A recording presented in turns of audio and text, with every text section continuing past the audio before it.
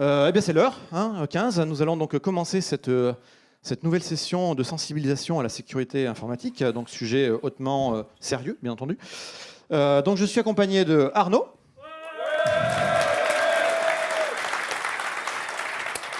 Pascal. Yes. Cyril, qui vous regarde depuis Dubaï. Il vous regarde ici. Et moi-même. Ouais. Alors, on commence toujours dans le sérieux parce qu'on va reprendre le CIR, le Security Intelligence Report, numéro 17. Et donc le CIR, comme vous le savez, est un rapport de données de sécurité de Microsoft qui est émis tous les 6 mois et qui en gros fait un petit état de santé de où est-ce qu'on en est en termes de menaces virales, attaques sur les PC, etc. etc. Donc on a une télémétrie assez importante, hein, ça représente à peu près aujourd'hui 1 milliard de systèmes qui sont analysés, qui nous remontent de la donnée, soit via nos clouds, soit via vos antivirus, etc. Et on s'appuie pour cela effectivement sur Bing également, sur Outlook, etc. Donc en gros, on a une grosse volumétrie, et à partir de là, on fait plein de jolis graphiques que je vais m'empresser de commenter. Globalement, quand on regarde aujourd'hui l'industrie informatique en termes de disclosure sur les vulnérabilités, on s'aperçoit que majoritairement, les vulnérabilités qui sont dévoilées au grand public sont relativement simples à exploiter ou moyennement simples à exploiter. Les très difficiles à exploiter ne sont que 25%. Ça veut dire que 3 vulnérabilités sur 4 sont très faciles à utiliser. Donc, vous comprendrez l'intérêt de patcher. Mais on va en reparler tout à l'heure. Globalement, ce qui est le plus touché aujourd'hui, c'est les applications, hein, parce que les systèmes d'exploitation ou les web browsers se sont améliorés. Bon, ils sont toujours menacés, mais il y a tellement d'applications aujourd'hui dans tous les sens que les développeurs n'ayant pas tous une culture dite de la sécurité, eh bien, on a forcément du coup plus de problèmes, plus de vulnérabilités, et donc le chiffre est plus élevé ici. Alors, ce qu'on s'aperçoit, c'est que globalement, la majorité aujourd'hui, le truc qui est en grosse évolution, c'est les kits d'exploit. En gros, des kits tout packagés prêts à l'emploi, et tout ce qui est attaque sur HTML et JavaScript qui se développe. Vous l'avez compris, hein, aujourd'hui on est dans du tout web. Effectivement, du coup, c'est là que ça devient intéressant, le marché pour les personnes malveillantes. Alors, après, si on regardait ici les menaces qui ont bloqué nos antivirus par télémétrie, on s'aperçoit que globalement, on retrouve effectivement beaucoup d'exploits de kits. Donc, je l'ai décrit tout à l'heure, mais ça se base vraiment souvent sur HTML et des bouts qui sont à l'intérieur, du JavaScript. On retrouve un petit peu de Java, parce que Java bien, Java mine.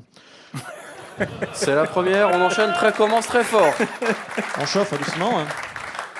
Juste pour rappeler le principe d'un kit d'exploit, vous avez un ordinateur, vous surfez sur Internet sur un site qui a été compromis parce qu'il était mal sécurisé, parce qu'il n'était pas patché, pour des raisons X, Y ou Z. En gros, il y a des gens qui ont posé du code complémentaire sur ce site, qui pourtant est un site légitime.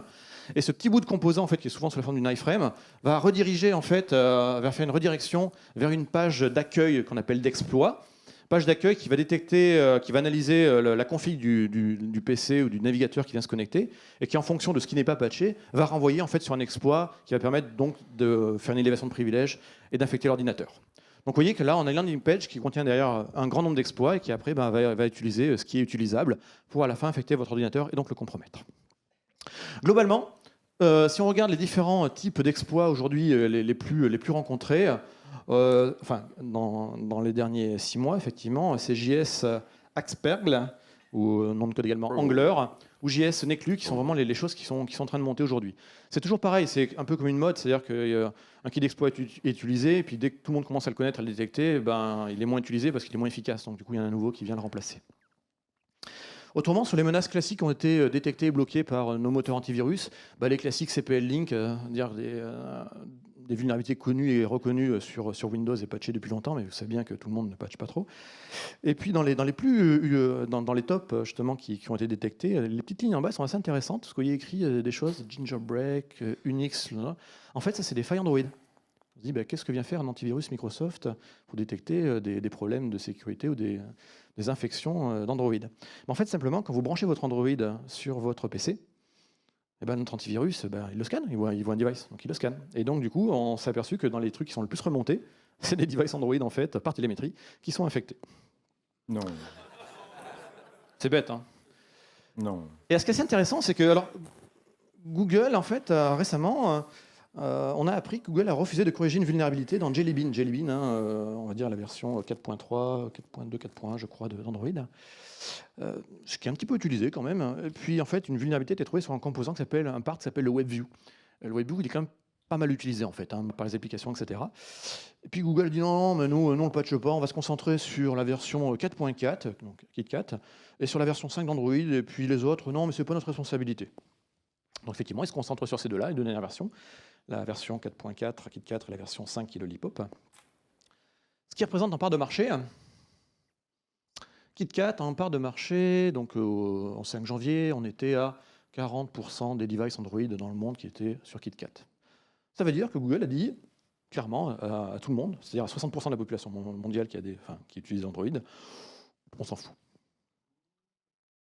Donc concrètement, si on prend le nombre d'Android que ça représente, alors sachant qu'ils ont vendu l'an dernier, il y a à peu près 1,2 milliard de devices Android qui ont été vendus sur la planète, plus ceux que les gens avaient déjà et qu'ils ont conservés, et ben, le petit calcul fait que 60% de tout ça, ça fait à peu près 930 millions d'appareils qui ne seront pas patchés. En gros, c'est débrouillez-vous.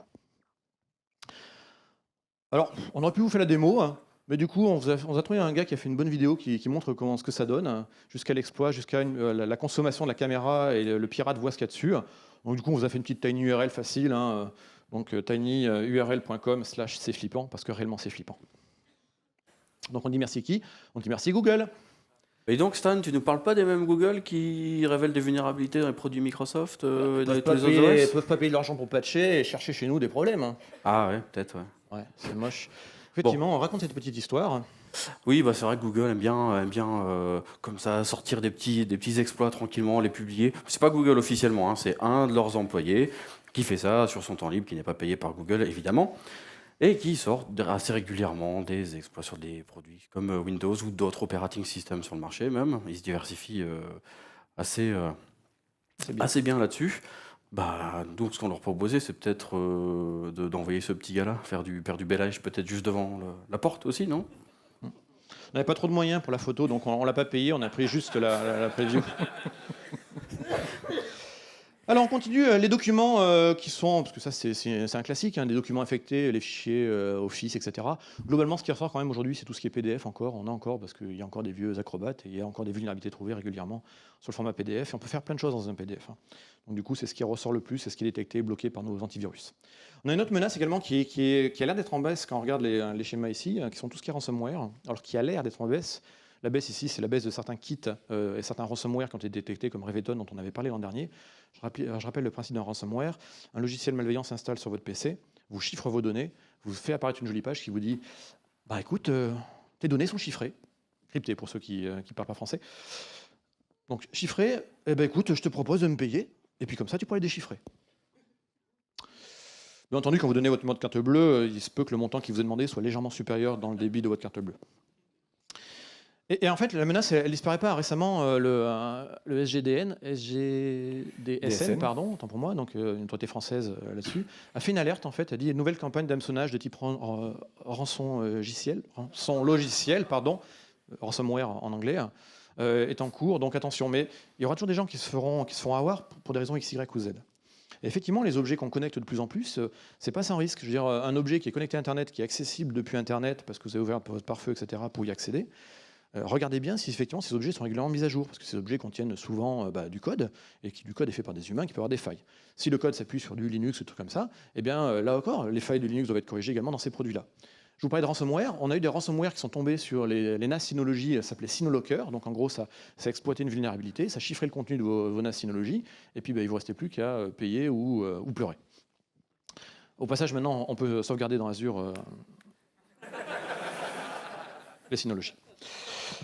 QNAP, c'est pareil. QNAP, alors c'est shellcode, c'est un ver qui s'est mis à exploiter effectivement des vulnérabilités. Donc c'est pareil, ils sont passés dans un mode où ils sont obligés de patcher régulièrement. D'ailleurs, Synology, dans sa dernière version, vous permet d'activer la mise à jour automatique en fait du Synology, du NAS. Donc n'hésitez pas à le faire, c'est pas du luxe. Donc du coup, on s'est dit qu'on allait faire le top X des vulnérabilités parce que vraiment, il faut patcher. Et je vais commencer à me balader et lancer des trucs. Alors, dans le top 10 des vulnérabilités, on n'a pas fait un top 10 en fait, on a fait un top, 4. Heartbleed, vous en avez peut-être entendu parler. Heartbleed, ça date de avril 2014, donc c'est assez récent, ça date du début de l'année. Heartbleed, c'est quoi? C'est Switch sur l'écran. Oui, mais voilà. En fait, quand on a deux machines, Et c'est pas facile, hein? c'est pas facile. Donc Heartbleed, c'est simplement une vulnérabilité de OpenSSL. OpenSSL, c'est juste le module SSL utilisé sur tous les serveurs web Apache de la Terre, donc une grosse majorité des serveurs web de la Terre, qui y étaient vulnérables. Heureusement, schannel.dll, donc notre implémentation de SSL, n'a pas été impactée par cette faille. Donc de notre côté, on est safe. Donc j'ai pas de démo de ça parce que ça aurait été un petit peu compliqué. Voilà. Ça ne concerne pas que Apache d'ailleurs, également Nginx. Donc voilà, intéressant. Donc pas mal de sites web vulnérables là-dessus. La vulnérabilité en fait donnait accès à la mémoire, à des portions de mémoire de la machine du serveur web, directement, en accès direct, accessible, adressable en direct. Donc on pouvait adresser directement des espaces mémoire qu'on voulait lire. Et donc l'effet évidemment utilisé par les hackers, c'était de récupérer la clé privée du certificat SSL de la machine. Donc la preuve, là, dans un tweet de l'époque sur Yahoo qui était vulnérable et dans laquelle on pouvait récupérer la clé privée ou des mots de passe parce qu'ils arrivaient à déchiffrer le trafic. Shellshock, décembre 2014, beaucoup plus récent. Donc Shellshock, super intéressant. Shellshock, c'est un bug de Bash. Bash, c'est le shell, donc la ligne de commande la plus répandue sur Linux de nos jours, et également sur Mac. Donc tous les macOS, tous les Linux inférieurs à je ne sais plus quelle version, sont vulnérables par cette faille-là. Donc Shellshock, ça s'appelle. C'est quoi le bug? Le bug, c'est dans l'interprétation que fait Bash des variables d'environnement. Quand on exécute un Bash, en fait, on lui passe d'abord l'ensemble des variables d'environnement qu'on veut avoir dans son environnement, puis ensuite on lance Bash avec cette chaîne d'environnement.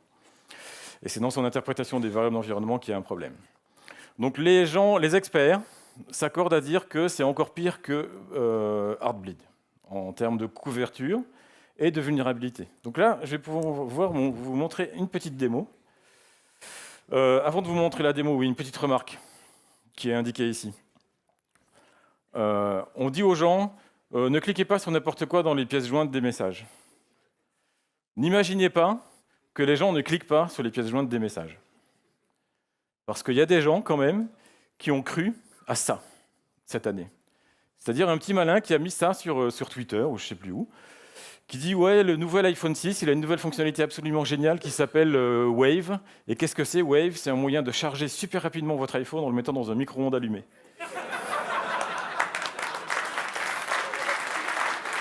Donc iOS 8, pardon, c'est pas iPhone 6, c'est iOS 8.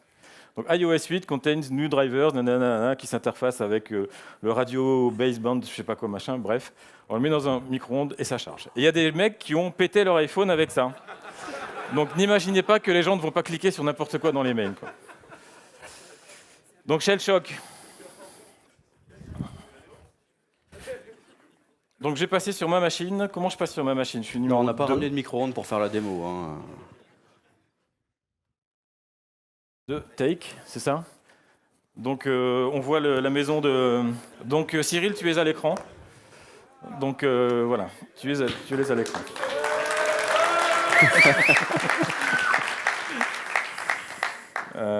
Donc je cherche ma machine, là.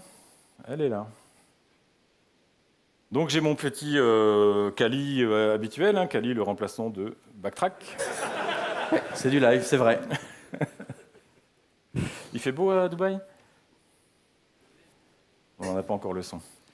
Donc comment je vais faire? Donc j'ai ma petite anti-sèche là. J'ai un site web qui est en 192.168.100.101. Il est bien là, c'est un site web qui n'a rien d'extraordinaire puisque c'est juste un Apache installé par défaut.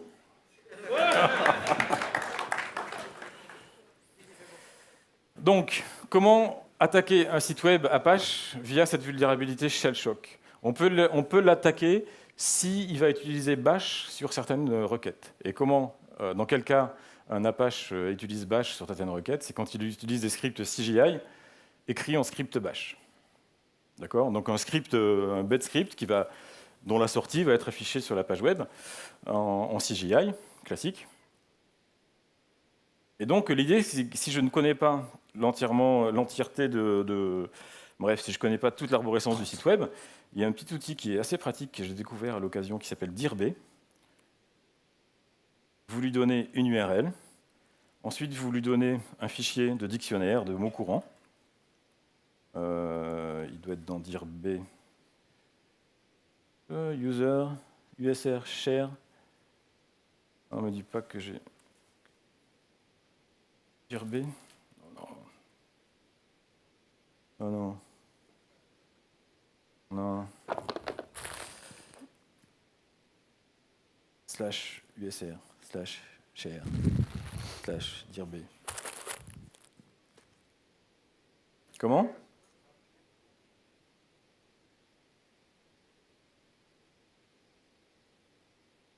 Ah, voilà, je savais bien qu'il existait. C'était mon tab qui... D'accord, j'ai compris ce qui s'est passé. C'est pas grave. Ouf. Donc je lui donne un dictionnaire de mots courants. Et ce qu'il va faire, c'est qu'il va se balader, puis il va essayer, avec des mots courants, de trouver des URL qui marchent sur le site. Eh bien, qu'est-ce qu'il a trouvé? Il en a trouvé 4. Il a trouvé un répertoire qui s'appelle CGI-bin. C'est intéressant, ça. C'est classique hein, sur les sites web d'avoir un /CGI-bin. Donc je vais dans ce répertoire-là, CGI-bin, et puis je vais, pareil, utiliser mon petit dictionnaire pour trouver des scripts là-dedans. Vu que je ne les connais pas, je ne connais pas le script. Ah ben voilà, il y a un script qui s'appelle test underscore souligné -CGI. Donc voilà ma victime. Espérons qu'il est écrit en bash. Il manque le H, hein, je pense, dans ton copier-coller, Pascal. Ouais, ok, c'est pas grave. Donc j'en suis où? Eh ben, je lance mon petit Metasploit en console, et puis on va chercher les exploits qui concerne mode CGI, puisque c'est le module de Apache qui concerne les scripts CGI. Alors je ne sais pas ce qu'il a, Metasploit, là il n'est pas content que je lui fasse des recherches lentes, je ne sais pas, sa database n'est pas connectée, donc c'est un petit peu lent. Ça prend 30 secondes à trouver l'exploit.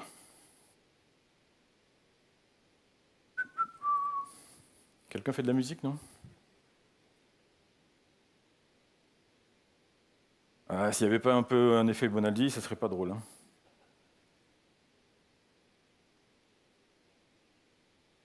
Bon, je dis rien, j'en ai une dans 2 minutes de démo, on verra comment ça se passera. Voilà, donc on rigole pas. Donc voilà, il y en a 2.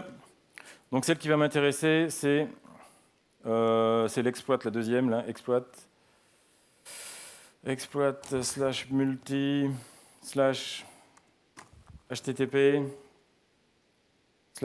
/apache mode CGI bash env exec. Elle parle bien d'un problème avec l'environnement, les traitements des strings d'environnement dans bash. Donc comment on utilise Metasploit? On a choisi notre exploit. Maintenant, quelles sont ses options? Show options. Donc voilà, il faut lui fournir un certain nombre d'options. Donc par exemple, le rhost, ça va être l'adresse IP de ma cible. 68.100.101. Ensuite, target URI. Et là, ça doit être... donc c'était H, il faut que je copie le H. Et TTP machin. Donc ça, c'est mon URL cible, ma victime. Voilà. Ensuite, une payload. C'est-à-dire, qu'est-ce que je vais lui faire une fois que j'aurai exploité la faille? Donc il y a un truc qui est vraiment sympa maintenant dans Metasploit. C'est un payload générique qui s'appelle le Metaspreader. Et vous allez voir, c'est plutôt sympa. On n'est pas obligé de s'embêter comme avant. x86/metaspreader /reverse TCP, pour qu'il me rappelle. Et puis, donc là, ça m'a rajouté de nouvelles options. Quelles sont ces options? Il me faut le lhost, donc pour savoir vers quelle adresse IP, donc mon adresse IP, il va me rappeler. Lhost, puisque c'est un reverse shell. Tout le monde suit? 100 points. Et si je fais des conneries, vous me le dites. Hein.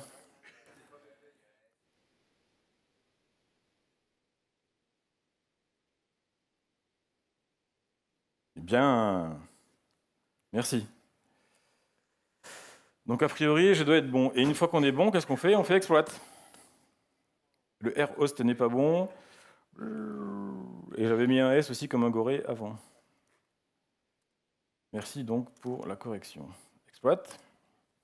Donc il se connecte, il exploite la faille, on croise les doigts, il me rappelle avec le méterpréteur, et paf. Et là je suis où? Je fais sysinfo, c'est une commande du méterpréteur, je vois les informations du système distant que j'ai hacké, je peux lui faire lister ses process, et puis évidemment je peux lui lancer un shell sur la machine distante, et là je vais avoir les commandes, je sais pas moi, lsb, release, release-a. Ah, il n'a pas lsb release, parce que je l'écris comme un goré. lsb underscore release. Ça ira mieux là, je crois. Moins A. Voilà, je vois que c'est un Ubuntu 12.04. Ah, c'est un vieux pas patché, donc c'est normal qu'il se soit fait un peu niquer. Et petit détail, c'est un terme technique. Petit détail, on est dans le contexte utilisateur du bash. Donc là, je suis www.data, donc je ne suis pas root, donc il n'y a pas d'élévation de privilège dans l'histoire. Voilà. En tout cas, moi, j'en ai pas vu. Donc voilà pour la petite démo de Shellshock. C'est 1 ? Je crois que c'est le 4. C'est le 4. Tu voulais nous parler de Ghost? Ghost, très rapidement, parce que j'ai pas de démo. Donc Ghost, c'est quoi? C'est une vulnérabilité d'une vieille fonction qui s'appelle getHostByName sur les systèmes Linux, qui est très répandue également et qui fait très mal aussi en ce moment, qui est exploitable à distance, notamment vous pouvez très bien exploiter des serveurs SMTP très facilement en envoyant des noms de domaine bidons, des noms de machines bidons dans les paquets SMTP. Donc par contre, Arnaud m'a dit tout à l'heure qu'il avait la solution ultime à ça. Ouais, de toute façon, on n'est pas embêté avec cette API-là, parce que maintenant, on utilise plutôt le GetAddr info pour la résolution de nom. Et oui, pourquoi? Pour la compatibilité IPv6, de toute façon, tout le monde a migré ses oui. applications, donc le GetAddr info va automatiquement récupérer les bonnes structures, on va pas être embêté. Donc ça, c'est du passé. Vous êtes bien Donc- tous en IPv6. Hein? C'est bon? Après, vous étonnez de vous faire hacker, franchement. Bon, tiens, si on va parler de Kerberos, on va regarder un peu aussi, parce que nous aussi, on va balayer un peu devant notre porte tant qu'on y est. Alors, j'ai passé des années à étudier les déploiements d'Active Directory de nos plus grands comptes, de nos meilleurs clients, et ça m'a amené comme ça à des conclusions intéressantes. Est-ce que vous savez la différence entre un bon DC et un mauvais DC? Bah Bon, et un bon DC, il est patché, et le mauvais DC, il est patché, mais moins. Ouais. Et c'est basé vraiment sur une étude statistique sérieuse. Donc, qu'est-ce qui se passe quand on ne patche pas les DC? Alors, ça, c'est des choses que moi, je n'arrive pas à comprendre, que des gens ne patchent pas un DC. Encore qu'on ne patche pas un site web parce qu'on ne sait pas les dépendances, etc. Mais qu'on ne patche pas un DC, c'est quand même une des choses les plus faciles à patcher, puisqu'il y a plein de DC. Automatiquement, on va localiser un autre DC avec les localisations DNS s'il y en a un qui est en train d'appliquer un patch, s'il y en a un qui est en train de rebooter. Le seul endroit où ça peut poser un peu de problème, c'est le PDC Emulator. Bon, c'est bien s'il prend un peu moins de temps que les autres pour rebooter. Mais là, je commence à être un peu trop technique. Du coup, ce qui fait que si vous ne patchez pas vos DC, on a eu un petit exploit qui est sorti l'année dernière. Donc, on a fixé sous le MS1468, on va en discuter tout à l'heure. Mais si vous ne patchez pas vos DC, vous avez la possibilité d'avoir le Golden Ticket. Alors, qu'est-ce que ça veut dire, les amis, un Golden Ticket? Ça veut dire que vous allez pouvoir avoir un ticket Kerberos, et puis finalement, vous êtes un simple utilisateur, mais grâce au Golden Ticket, tu as accès à tout le reste de l'organisation. En gros, tu peux devenir admin à la place de l'admin. Le rêve de tout utilisateur. Alors, pour être un petit peu plus précis dans nos évolutions, dans nos études de cette vulnérabilité, je vais essayer moi-même de faire quelques petits tests devant vos yeux. Donc là, on va prendre un DC. Donc là, j'ai pris un DC 2008 R2 que j'avais pas patché. J'ai galéré pour en retrouver un qui n'était pas patché à la maison. Donc j'ai pris 2 utilisateurs normaux dans mon domaine. Donc j'ai pris Jackie et Michel. Pourquoi vous rigolez?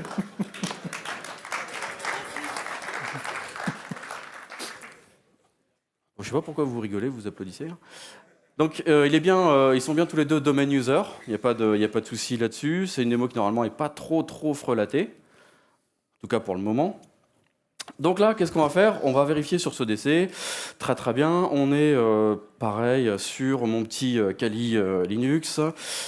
On va faire un petit truc d'abord, on va essayer de se connecter sur le contrôleur de domaine à distance. Donc là, je vais essayer de faire une connexion en Kerberos. Donc je prends kinit jackie@contoso.com. Qu'est-ce qu'il va faire là? Normalement, il va me demander le mot de passe. Donc le mot de passe, j'ai un moyen mnémotechnique pour m'en souvenir. Je l'ai noté là. Hop. Donc, ça s'appelle.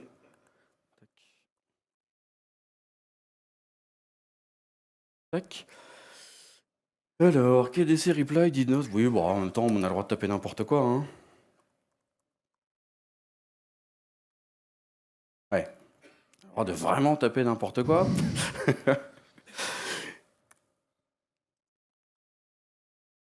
Tac. Ok, bon, au moins le clavier est bon. Le suspense est insoutenable, on vient de le dire. Ouais, mais pour moi aussi, Mais il est insoutenable. Bon, on va passer cette étape-là en se disant que ça s'est bien passé. Hein. Donc là, j'ai fait un SMB client-k, donc pour utiliser la méthode Kerberos, et je me connecte en SMB sur mon contrôleur domaine, donc nopatchdc.contoso.com/c$, ce qui évidemment doit me donner un access denied, parce que c'est un petit peu embêtant si les utilisateurs réguliers de mon domaine peuvent accéder à ces dollars de mes contrôleurs de domaine. Je crois qu'on est plutôt d'accord là-dessus, sinon, il y a des petites lacunes dans Active Directory. On va vérifier, tiens, pendant qu'on est en train de discuter là, est-ce que j'arrive à localiser mon DC? patchdc.contoso.com. Ok. On va quand même essayer comme ça de faire un RPC client, puisqu'on ne perd pas espoir, il n'y a pas de raison. Je prends mon utilisateur, je prends le nom de mon DC, enfin l'adresse IP que je lui mentionne.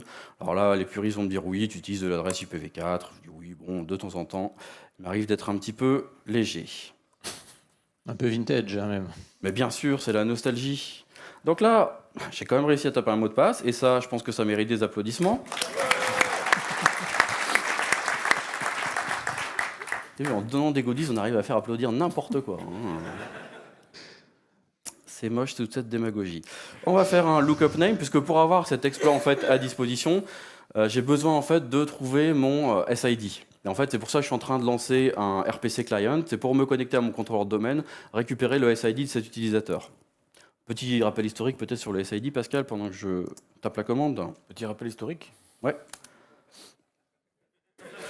Le CID, ça vit son œuvre en 1980.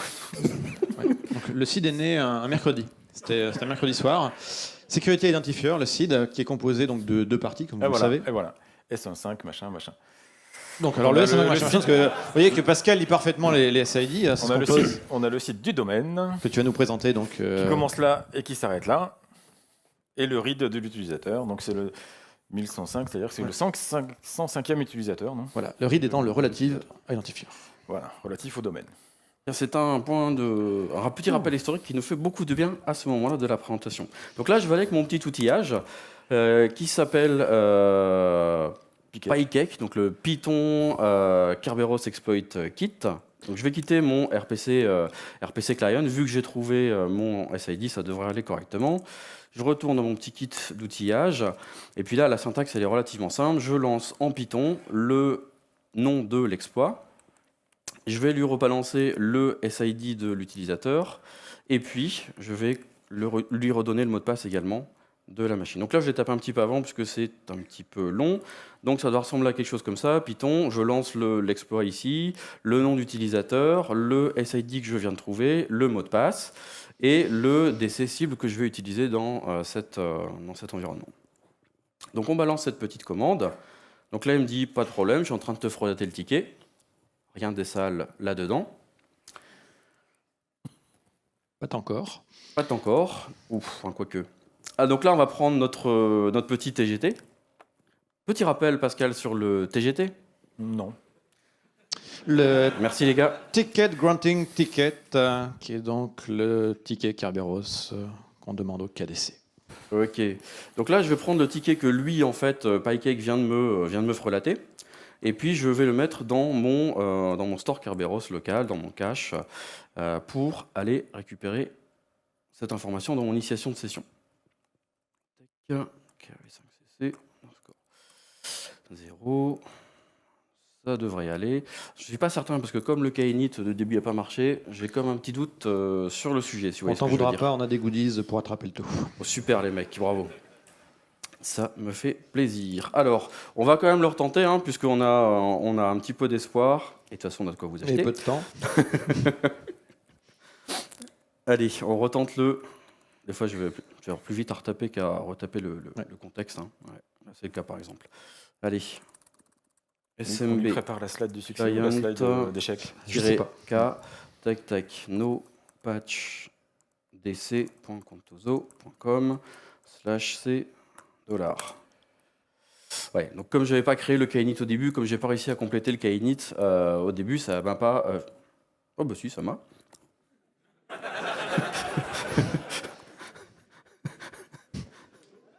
Ah bah si, en fait, ça m'a. Donc bah là, on est content, on est sur un DC. Ouais, c'est génial, salut les gars. Qu'est-ce qu'on fait? Premier réflexe, on se va sur un DC. Ah non, on va RM aller chercher, étoile, on va aller non, chercher mais le RM TDS étoile. Monite. Et RM étoile, ça c'est l'école des 90s, ça c'est fini. Maintenant, on laisse tout se passer correctement. On va se prendre le petit fichier ntds.dit tranquillou. C'est le fichier il y a la base de données, hein, donc vous pouvez vous prendre les hash comme ça, vous prendre votre petite Rainbow Tables. Vous pouvez tout craquer, retrouver les mots de passe de vos utilisateurs, et là, c'est parti pour la fameuse fête du slip. Exactement. Eh bien, mon petit Arnaud, je pense que tu l'as mérité. On peut t'applaudir.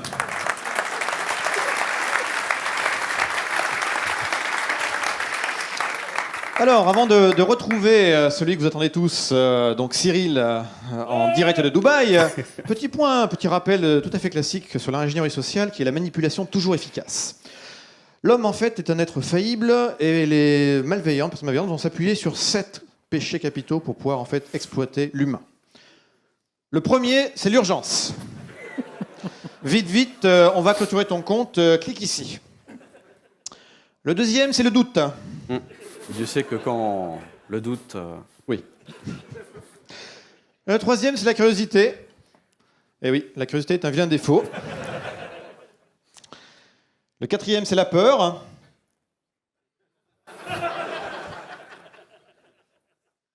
C'est je vais détruire tes données. Ah, vite. Quoi? La colère, ça, c'est un classique. Et on a tous eu envie de faire ça une fois. Ouf. Bah, ne serait-ce qu'il y a 2 minutes, là, par exemple. Tu vois. Voilà. La cupidité, hein, l'argent. J'ai encore reçu un mail ce matin, on m'a proposé $2 millions. Hein. Je sais peut-être que je vais peut-être arrêter. Et il reste un septième point qui est vraiment très puissant. La luxure, c'est la cupidité. Ah non, peut-être. Oui, le sexe. Oh. On a eu des plaintes suite à de nombreuses images avec des filles comme quoi on était misogyne, tout ça. peu vêtues, alors on a dit qu'on arrêtait. Voilà. Alors c'est vrai que là on est resté classe, hein. On aurait pu vous mettre quelque chose comme ça, mais on l'a pas fait. Hein. Non, vous verrez plus ça. Hein. Ouais. Bon, tout ça pour dire que aujourd'hui on a une nouvelle arnaque qui existe, qui exploite au-delà en fait de la technique, mais qui va exploiter l'humain pour rentrer dans la technique. C'est les faux techniciens support.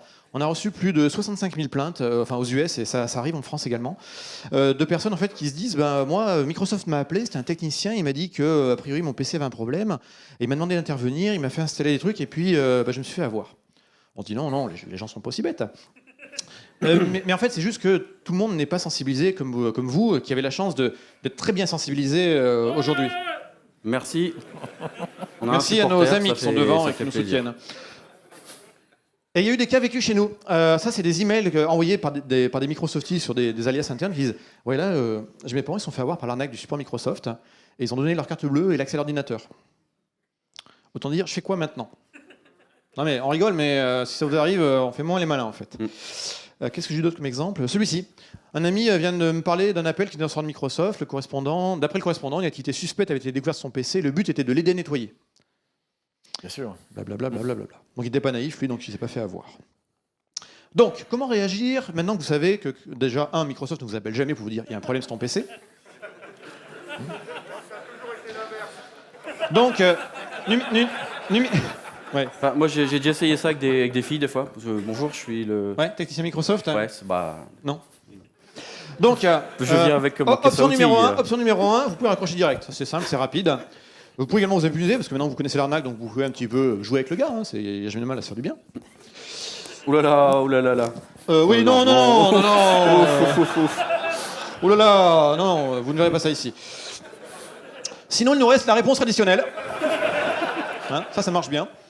Et dans tous les cas, vous pouvez déclarer l'arnaque auprès de Microsoft. On vous a fait un lien raccourci parce que le lien est assez compliqué. aka.ms/arnaque support. En tout cas, si vous avez de la famille, etc., qui surfe un petit peu, etc., qui n'est pas très compétente, parlez-leur-en, dites-leur que nous n'appelons jamais pour ce type de cas et que dans le doute, de toute façon, c'est eux ils vous appellent vous et pas autrement. D'accord. On me dit que Cyril est absolument déconfit. Voilà. Déconfit. Donc du coup, on va repasser à Cyril qui va donc vous parler de choses de plus sérieux, qui est le DCU, notre lutte contre le cybercriminalité. Alors, est-ce qu'on peut entendre Cyril?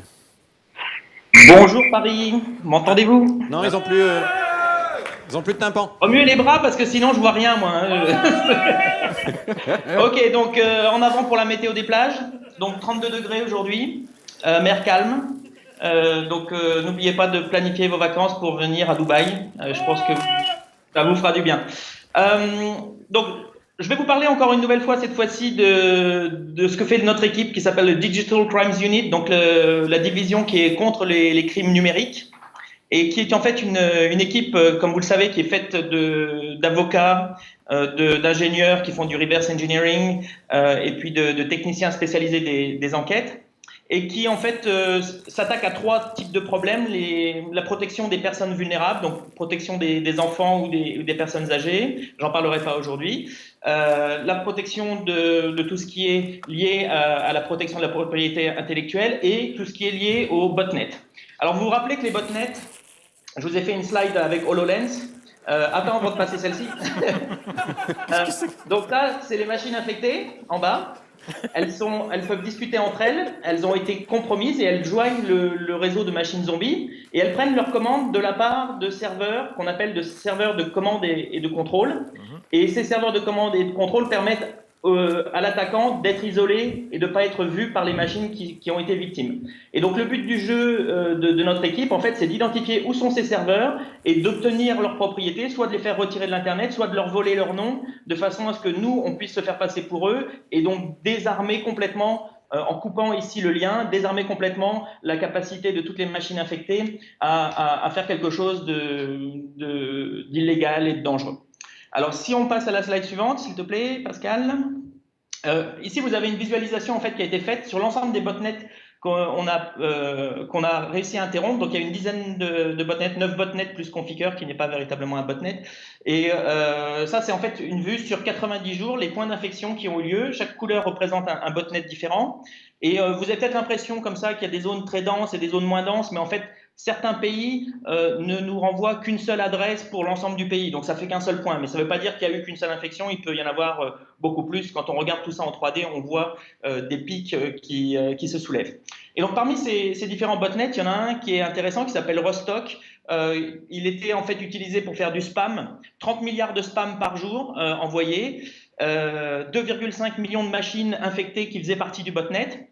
Et le système de commande et de contrôle qui était réparti entre les États-Unis, les Pays-Bas et la Chine. Et donc avec une collaboration avec les forces de l'ordre néerlandaises, les États-Unis et la Chine, il y a eu une intervention simultanée pour retirer tous ces serveurs du jour au lendemain. Pour vous donner un ordre d'idée, le trafic d'email a chuté le lendemain de 30%.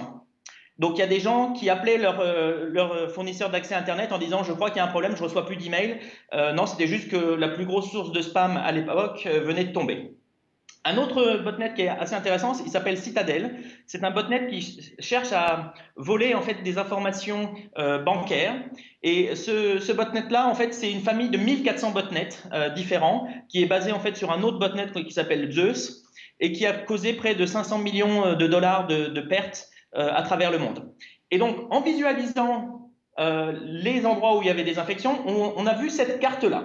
Et cette carte-là, si vous la compariez avec une carte d'un autre botnet, vous verriez très bien qu'il y a cette séparation entre les pays de l'Ouest et les pays de l'Est d'une manière assez étrange.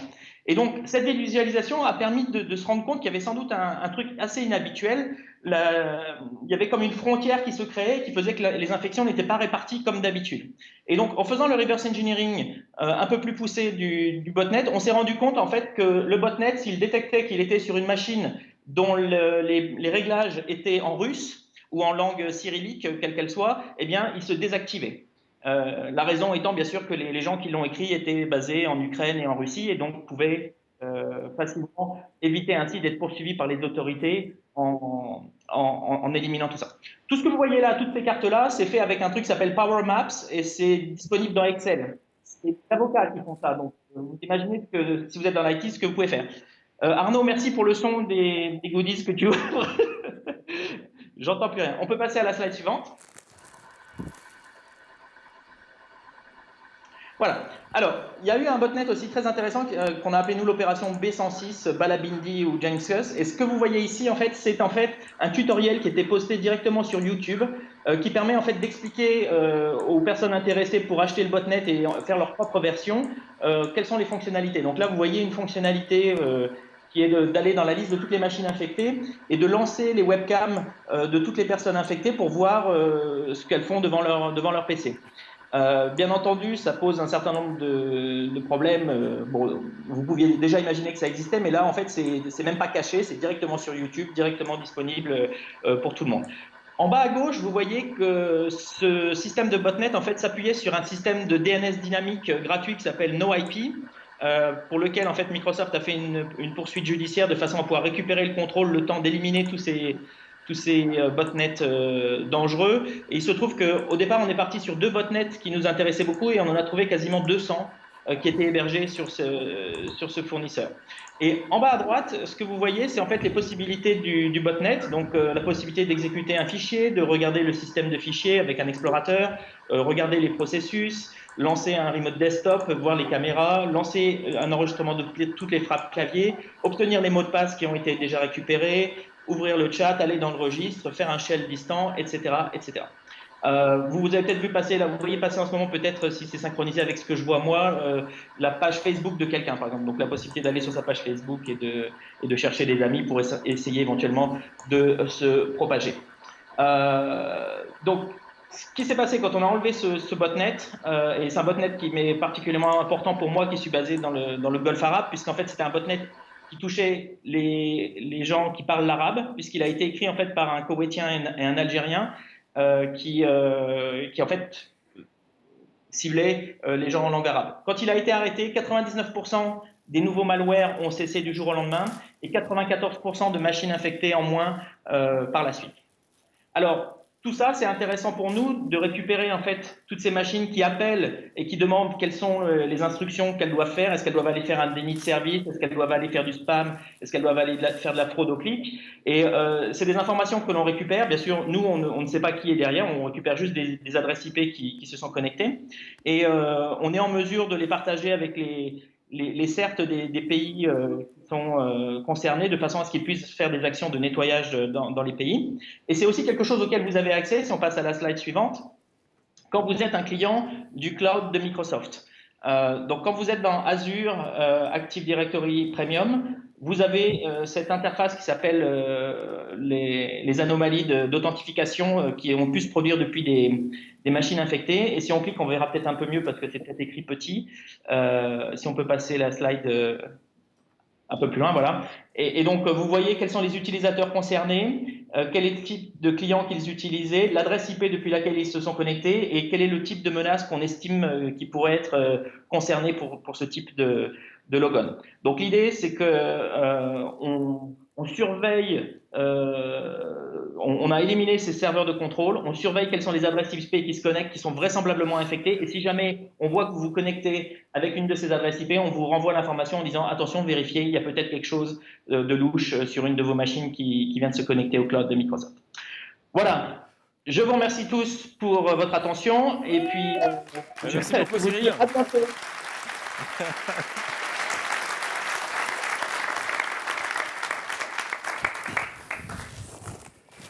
Tu conclus? Eh bien, une conclusion qui n'en est pas une. Merci à tous pour cette 45 minutes avec vous. On espère que ça a été à la fois ludique et à la fois utile. Merci encore, on espère vous revoir l'année prochaine. Servez-vous, il y a des goodies, ne laissez rien en partant. Et puis bonne fin de Tech Days.